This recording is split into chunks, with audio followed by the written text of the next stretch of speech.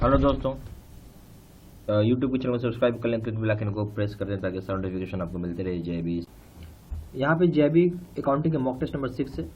यहाँ पे एक मेगा ऑफर है जो आज का ही लास्ट डेट है, मतलब आज का नहीं होगा, ये आपको प्लान मिलेगा जिसमें जेबी का 400 रुपये से स्टार्ट है कोर्स और जेबी का 600 रुपये से। जेबी का अगर पीपीटी कोर्स कर दे जो computer screen recorded video course है, और एक जेबी का face to face video course है। कंप्यूटर स्क्रीन रिकॉर्डेड जो मतलब जो अभी आप देख रहे हैं that is computer screen recorded, face to face का मतलब टीचर बोर्ड पे आएगा, पढ़ाएगा, समझाएगा, बताएगा, जस्ट लाइक क्लासरूम कोचिंग लगेगा आपको।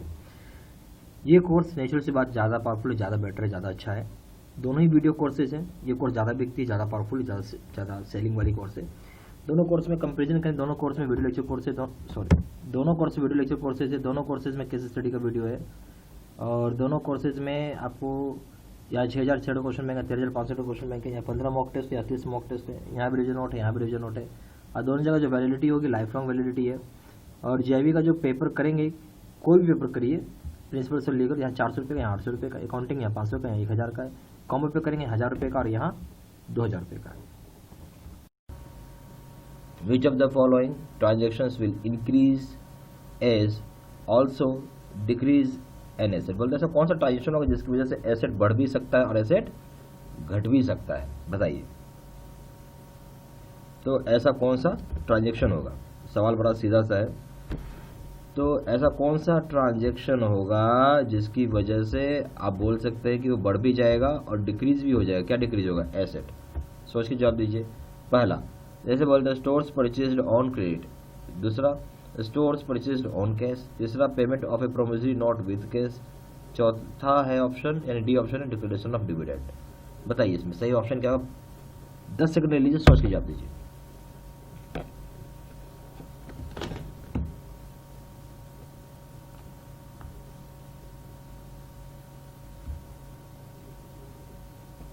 ठीक, इसका सही जवाब आ जाएगा, वो हो जाएगा बी, जो स्टोर्स परचेज्ड ऑन कैश।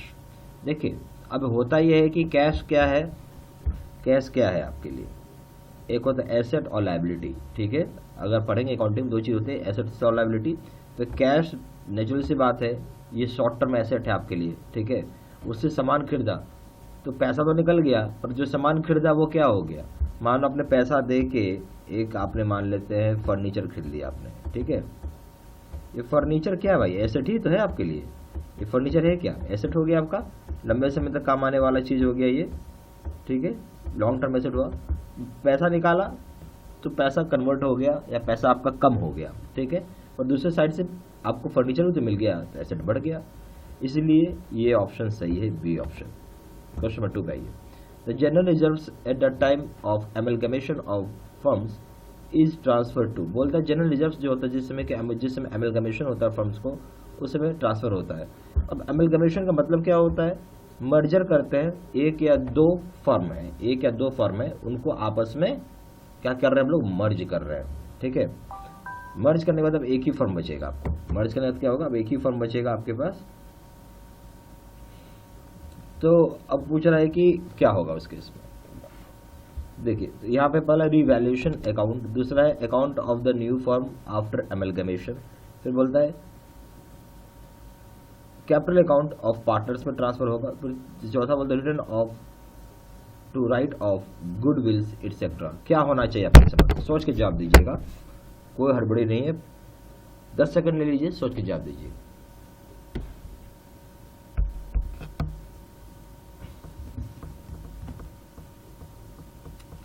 बिल्कुल सही, इसका सही ऑप्शन आ जाएगा, सी हो जाएगा, कैपिटल अकाउंट हो जाएगा पार्टनर्स का। जब जनरल रिजर्व से बोल जिस समय एमलगमेशन होता है फर्म्स को, उसको ट्रांसफर कहाँ करेंगे हम लोग? कैपिटल अकाउंट्स पार्टनर्स में करेंगे। क्लियर होगी बात? Next, the rule the credit giver would be applicable in which of the following transactions. बोलते जो रूल होता है क्रेडिट को हम बोलते हैं गिवर, ये एप्लीकेबल कौन से ट्रांजेक्शन में होगा? ये ऑप्शन है purchase of goods on credit from Mr X, यानी सामान खरीदते हैं क्रेडिट पर मिस्टर एक्स से। बी ऑप्शन है introduction of capital by the promoter, promoter का जो कैपिटल होता है उसको रिड्यूस करता है। C option introduction of capital by the promoter. D option है ऑल द अबव। बताइए इसका सही ऑप्शन क्या होगा? 5 सेकंड लीजिए।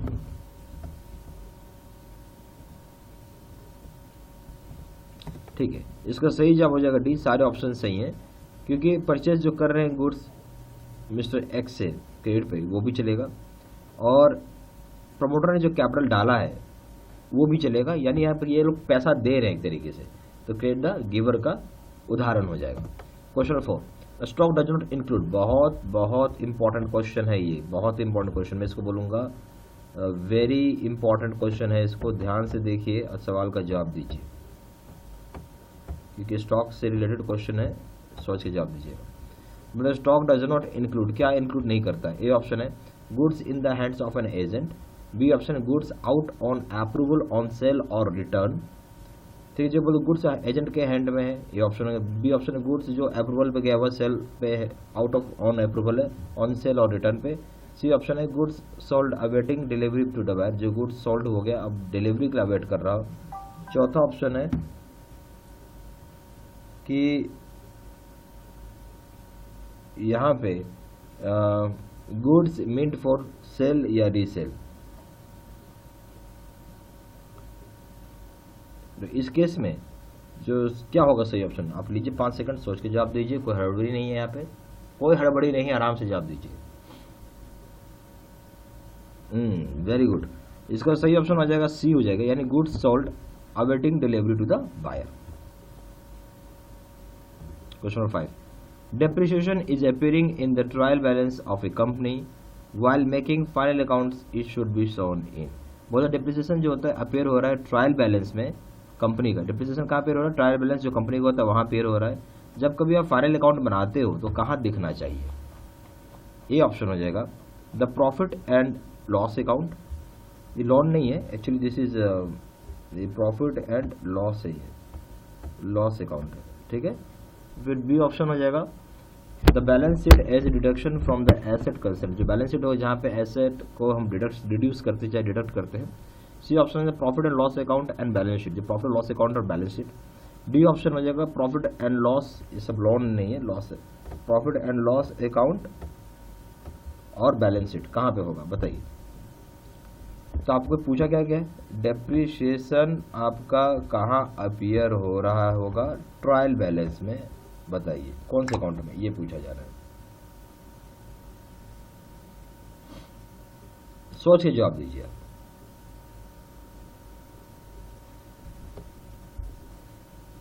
चलिए इसका सही जवाब क्या है? बी, यानी बैलेंस शीट पे दिखेगा जब डिड्यूस किया जाएगा, डिडक्ट किया जाएगा पैसा जो होता है एसेट्स कंसेंट का, ठीक है। क्वेश्चन नंबर 7 में आइए, 6 में आइए, सॉरी। बोलते एक एंट्री है, कितने की एंट्री है भाई? 500 रुपए की एंट्री है। An entry of ₹500 was wrongly posted to wages account instead of machinery account as wages account are to be capitalise, this is an error of. बोलता है कि कोई एंट्री है 500 रुपए का, वो गलती से पोस्ट हो गया वेजेस अकाउंट में, जबकि इसे पोस्ट होना था मशीनरी अकाउंट में। तो यहाँ जो वेजेस होगा उसको कैपिटलाइज किया गया है, तो ये किस तरह का आप एरर मानते हैं इसे? सोच के जवाब दीजिए। पहला है एरर ऑफ कमीशन, दूसरा एरर ऑफ प्रिंसिपल, तीसरा है एरर ऑफ ओमिशन, चौथा है क्लरिकल एरर। कौन सा एरर होगा? शब्द का ध्यान दीजिएगा, रॉन्गली पोस्टेड है, गलती से पोस्ट हो गया ये।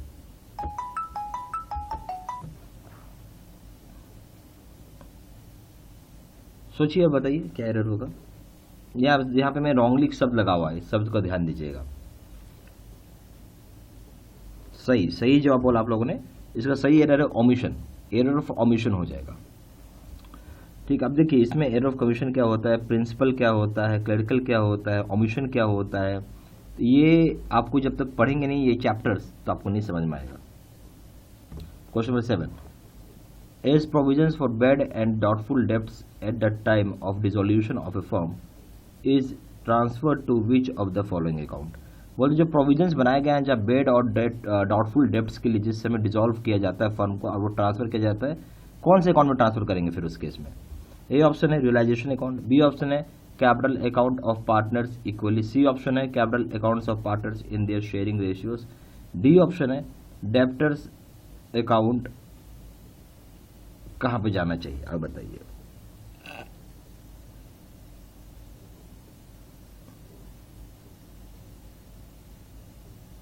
सोच के बताइए। वेरी गुड, इसका सही जवाब हो जाएगा ए, रियलाइजेशन अकाउंट में जाएगा। ये कहाँ जाएगा? रियलाइजेशन अकाउंट में जाएगा पैसा ये। Question number 8, which is a source of fund. इसमें से सोर्स ऑफ फंड क्या है? बहुत बढ़िया सवाल है। सोर्स ऑफ फंड बताइए। बैंक के लिए सोर्स क्या हो सकता है? फंड कहाँ से आता है? पब्लिक का पैसा है बैंक के लिए फंड।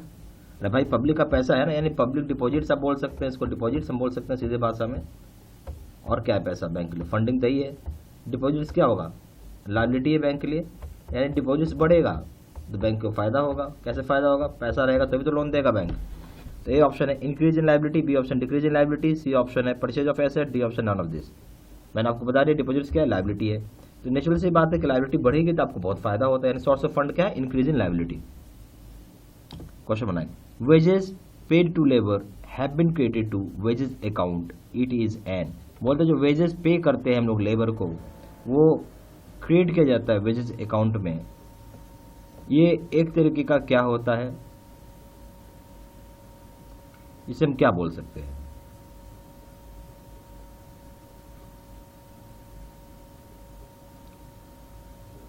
सोच के बताइए। एक ऑप्शन, पहला ऑप्शन एरर ऑफ ओमिशन, दूसरा ऑप्शन एरर ऑफ कमीशन, तीसरा ऑप्शन एरर ऑफ प्रिंसिपल, चौथा ऑप्शन कंपनसेटिंग एरर। क्या होगा? 5 सेकंड लीजिए, सोच के बताइए। वेरी गुड, इसका जो आंसर हो जाएगा बी हो जाएगा, एरर ऑफ कमीशन हो जाएगा। ये क्या हो जाएगा? Error of commission. Question number 10, cost price of assets क्या है? Cost price of assets minus scrap value divided by number of years of estimated life of the asset, this method of depreciation calculation is. बोलते जो cost price होती है assets को, उसमें से आप स्क्रैप वैल्यू को घटा दीजिए, divided by number of years निकाल लीजिए, तो वो एस्टिमेटेड लाइफ बताएगा, कितना लाइफ होना चाहिए। क्या बताएगा? एस्टिमेटेड लाइफ बताता है किसी भी एसेट्स का। तो हमें ये जानना है कि मेथड जो होता है, कौन सा मेथड का कैलकुलेशन हम लोग यूज करते हैं। ठीक है, बहुत सीधा सा सवाल है। रिटर्न डाउन वैल्यू मेथड, जैसे एन्युटी मेथड, तीसरा है डिप्लेशन मेथड, चौथा स्ट्रेट लाइन मेथड। आपके समझ से क्या होना चाहिए ऑप्शन बताइए।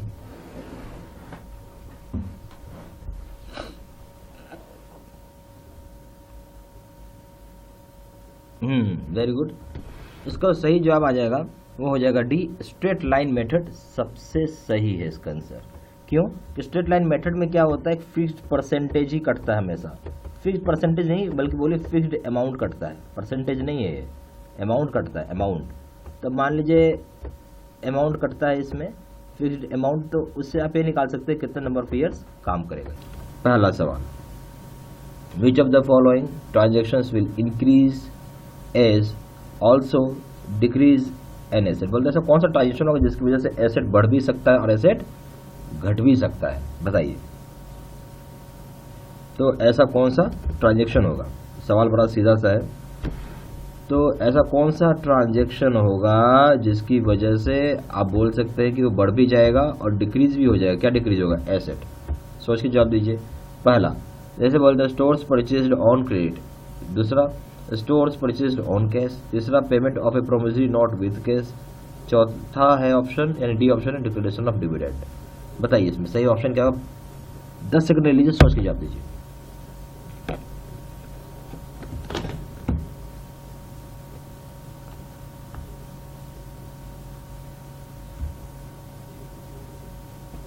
ठीक, इसका सही जवाब आ जाएगा, वो हो जाएगा बी, जो स्टोर्स परचेज्ड ऑन कैश। देखिए अब होता यह है कि कैश क्या है, कैश क्या है आपके लिए, एक होता है एसेट और लायबिलिटी। ठीक है, अगर पढ़ेंगे अकाउंटिंग में 2 चीज होते हैं, एसेट और लायबिलिटी। तो कैश नेचुरल सी बात है, ये शॉर्ट टर्म एसेट है आपके लिए। ठीक है, उससे सामान खरीदा तो पैसा तो निकल गया, पर जो सामान खरीदा वो क्या हो गया? मान लो आपने पैसा दे के एक आपने मान लेते हैं फर्नीचर खरीद लिया आपने। ठीक है, ये फर्नीचर क्या है भाई? एसेट ही तो है आपके लिए। ये फर्नीचर है क्या? एसेट हो गया आपका, लंबे समय तक काम आने वाला चीज हो गया ये। ठीक है, लॉन्ग टर्म एसेट हुआ। पैसा निकाला तो पैसा कन्वर्ट हो गया या पैसा आपका कम हो गया। ठीक है, और दूसरे साइड से आपको फर्नीचर भी तो मिल गया, तो एसेट बढ़ गया। इसलिए ये ऑप्शन सही है, बी ऑप्शन। क्वेश्चन नंबर 2 पे आइए। The general reserves at the time of amalgamation of firms is transfer to. बोलता है जनरल रिजर्व्स जो होता है जिस समय एमलगमेशन होता है फर्म्स को, उस समय ट्रांसफर होता है। अब एमलगमेशन का मतलब क्या होता है? मर्जर करते हैं, एक या दो फर्म है, उनको आपस में क्या कर रहे हैं हम लोग? मर्ज कर रहे हैं। ठीक है, मर्ज करने के बाद अब एक ही फर्म बचेगा आपको। मर्ज करने के बाद क्या होगा, अब एक ही फर्म बचेगा आपके पास। तो अब पूछ रहा है कि क्या होगा उस केस में। देखिए यहाँ पे पहला रिवैल्यूएशन अकाउंट, दूसरा है account of the new firm after amalgamation, फिर बोलता है कैपिटल अकाउंट ऑफ पार्टनर्स में ट्रांसफर होगा, फिर चौथा बोलता है return of to write off goodwills etcetera. क्या होना चाहिए अपने समझ, सोच के जवाब दीजिएगा, कोई हड़बड़ी नहीं है, 10 सेकंड ले लीजिए, सोच के जवाब दीजिए।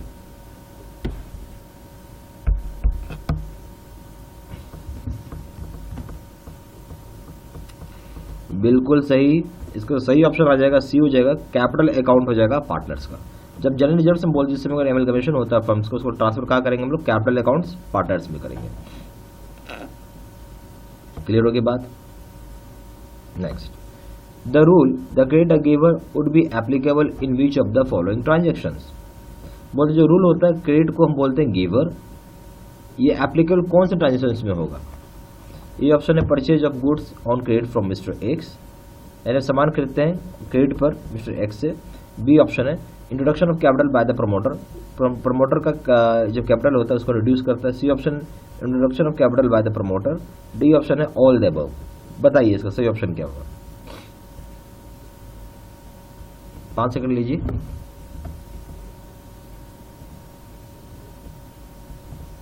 ठीक है, इसका सही जवाब हो जाएगा डी, सारे ऑप्शन सही हैं, क्योंकि परचेज जो कर रहे हैं गुड्स मिस्टर एक्स से क्रेडिट पे वो भी चलेगा, और प्रमोटर ने जो कैपिटल डाला है वो भी चलेगा, यानी यहाँ पर ये लोग पैसा दे रहे हैं एक तरीके से, तो क्रेडिट द गिवर का उदाहरण हो जाएगा।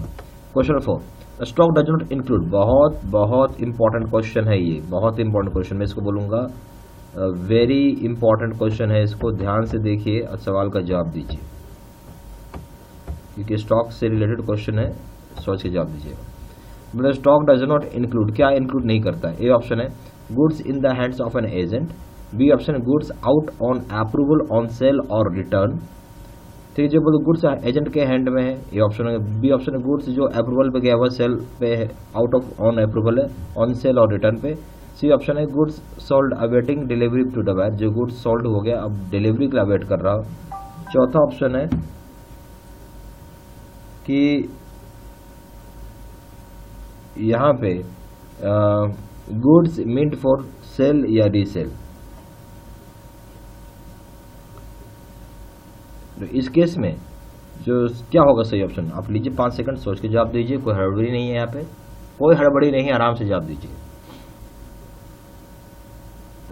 वेरी गुड, इसका सही ऑप्शन आ जाएगा सी हो जाएगा, यानी goods sold awaiting delivery to the buyer. Question number 5, depreciation is appearing in the trial balance of a company while making final accounts it should be shown in। बोला depreciation जो होता है अपेयर हो रहा है ट्रायल बैलेंस में company का। Depreciation कहाँ अपेयर हो रहा है, ट्रायल बैलेंस जो कंपनी का होता है वहाँ अपेयर हो रहा है।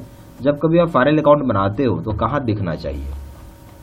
ये ऑप्शन हो जाएगा the profit and loss account. ये लोन नहीं है actually, this is profit and loss है, लॉस अकाउंट है। ठीक है, फिर बी ऑप्शन हो जाएगा the balance sheet as deduction from the asset concern, जो बैलेंस शीट हो जहाँ पे एसेट को हम डिड्यूस करते चाहे डिडक्ट करते हैं। सी ऑप्शन है profit and loss account and balance sheet, जो प्रॉफिट लॉस अकाउंट और बैलेंस शीट। डी ऑप्शन हो जाएगा प्रॉफिट एंड लॉस, ये सब लोन नहीं है लॉस है, प्रॉफिट एंड लॉस अकाउंट और बैलेंस शीट कहाँ पे होगा बताइए। तो आपको पूछा क्या क्या है, डेप्रिसिएशन आपका कहाँ अपीयर हो रहा होगा, ट्रायल बैलेंस में, बताइए कौन से अकाउंट में, ये पूछा जा रहा है। सोच के जवाब दीजिए।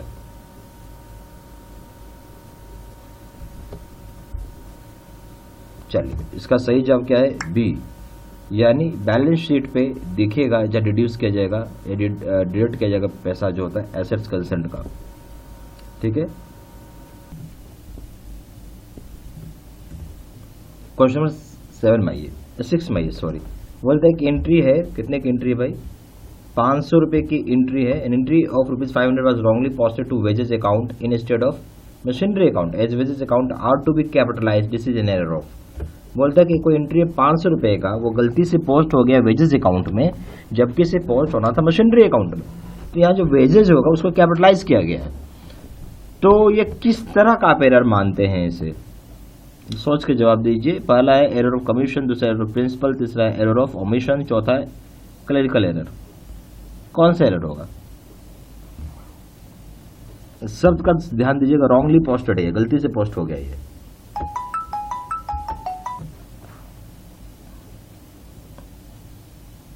सोचिए, बताइए क्या एरर होगा। यहाँ पे मैं रॉन्गली शब्द लगा हुआ है, शब्द का ध्यान दीजिएगा। सही जवाब बोला आप लोगों ने। इसका सही एरर है ओमिशन, एरर ऑफ ओमिशन हो जाएगा। ठीक, अब देखिए इसमें एरर ऑफ कमीशन क्या होता है, प्रिंसिपल क्या होता है, क्लरिकल क्या होता है, ओमिशन क्या होता है, तो ये आपको जब तक पढ़ेंगे नहीं ये चैप्टर्स तो आपको नहीं समझ में आएगा। Question number 7, as provisions for bad and doubtful debts at the time of dissolution of a firm is transferred to which of the following account. बोलते जो प्रोविजंस बनाए गए हैं जब बेड और डाउटफुल डेब्ट्स के लिए जिस समय डिसॉल्व किया जाता है फर्म को और वो ट्रांसफर किया जाता है, कौन से अकाउंट में ट्रांसफर करेंगे फिर उस केस में? ए ऑप्शन है रियलाइजेशन अकाउंट, बी ऑप्शन है capital account of partners equally, C option है capital accounts of partners in their sharing ratios, D option है डेब्टर्स अकाउंट। कहां पे जाना चाहिए आप बताइए।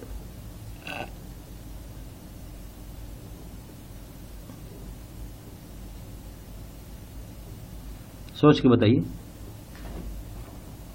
वेरी गुड, इसका सही जवाब हो जाएगा ए, रियलाइजेशन अकाउंट में जाएगा। ये कहां जाएगा? रियलाइजेशन अकाउंट में जाएगा। पैसा ये।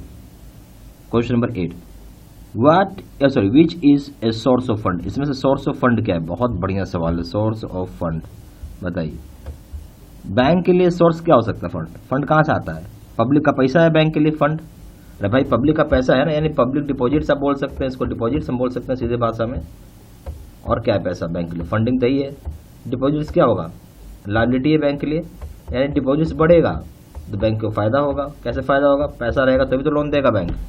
तो ए ऑप्शन है increase in liability, B option decrease in liability, C option है purchase of asset, D option none of this. मैंने आपको बता दिया डिपॉजिट्स क्या है, लायबिलिटी है। तो नेचुरल सी बात है कि लायबिलिटी बढ़ेगी तो आपको बहुत फायदा होता है, यानी सोर्स ऑफ फंड क्या है? Increase in liability. क्वेश्चन बनाए, wages paid to labour have been created to wages account, it is an. बोलते जो वेजेस पे करते हैं हम लोग लेबर को, वो क्रिएट किया जाता है वेजेस अकाउंट में। ये एक तरीके का क्या होता है, इसे हम क्या बोल सकते हैं?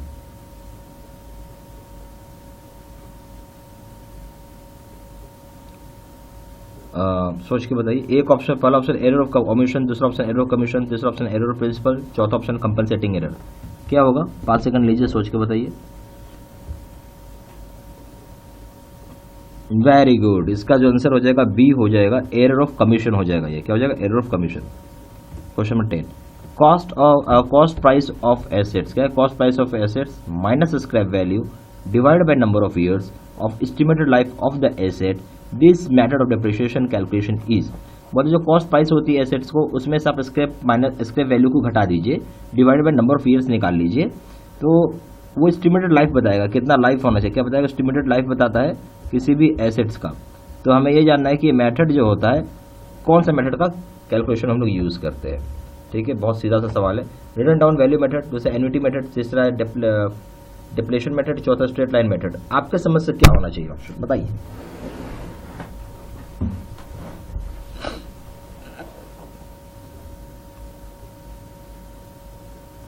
वेरी गुड, इसका सही जवाब आ जाएगा, वो हो जाएगा डी, स्ट्रेट लाइन मेथड सबसे सही है इसका आंसर। क्यों? कि स्ट्रेट लाइन मेथड में क्या होता है, फिक्स्ड परसेंटेज ही कटता है हमेशा। फिक्स्ड परसेंटेज नहीं बल्कि बोले फिक्स्ड अमाउंट कटता है, परसेंटेज नहीं है, अमाउंट कटता है, अमाउंट। तो मान लीजिए अमाउंट कटता है इसमें, फिक्स्ड अमाउंट, तो उससे आप ये निकाल सकते हैं कितना नंबर ऑफ ईयर्स काम करेगा।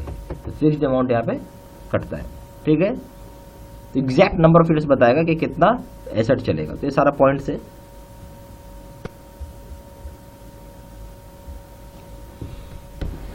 यहाँ पे जो मेगा ऑफर इसका लास्ट डेट है 6 मई, जैबी के लिए 400 रुपये, सैबी के लिए 600 रुपये।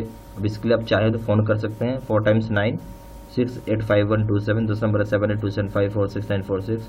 वेबसाइट में जाकर डायरेक्टली ऑनलाइन ऑर्डर प्लेस कर सकते हैं। वेबसाइट हो जाएगा www.jbcabstudymaterial.com।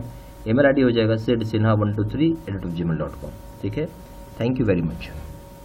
और सारी इन्फॉर्मेशन डिस्क्रिप्शन बॉक्स में भी डाल दिया है, ठीक है ना।